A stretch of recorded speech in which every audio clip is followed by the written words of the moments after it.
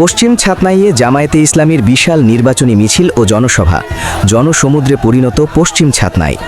নীলমাভারীর ডিমলা উপজেলার ১ নং পশ্চিম ছাতনাই ইউনিয়নে বাংলাদেশ জামায়াতে ইসলামীর এক বিশাল নির্বাচনী মিছিল ও জনসভা অনুষ্ঠিত হয়েছে।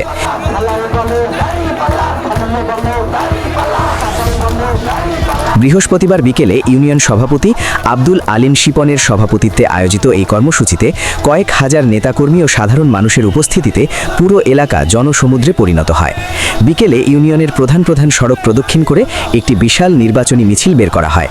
মিছিলে অংশগ্রহণকারীরা জামায়াতে ইসলামীর পক্ষে ও নির্বাচনের সমর্থনে বিভিন্ন স্লোগান দেন। মিছিল পরবর্তী জনসভায় প্রধান অতিথি হিসেবে উপস্থিত ছিলেন বাংলাদেশ শ্রমিক কল্যাণ ফেডারেশনের উপজেলা সভাপতি অধ্যাপক জাহিদুল ইসলাম। জনসভায় প্রধান অতিথির বক্তব্যে অধ্যাপক জাহিদুল ইসলাম বলেন, দেশ ও জাতির ক্রান্তি লগ্নে জামায়াতে ইসলামী সর্বদা সাধারণ মানুষের পাশে দাঁড়িয়েছে।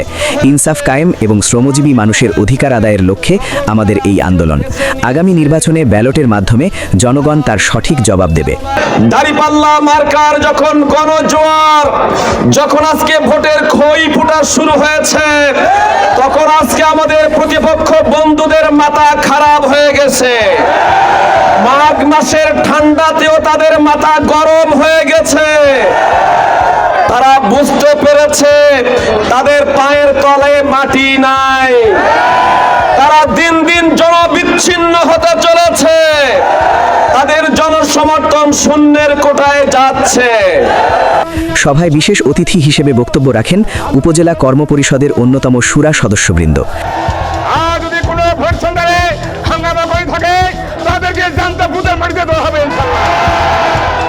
আপনারা ভয় ভীত হবেন না ভাইরা আমার। আমি হিন্দু হয়ে যদি এই কথা বলতে পারি, আপনারা মুসলমান বলতে পারবেন না ইনশাআল্লাহ।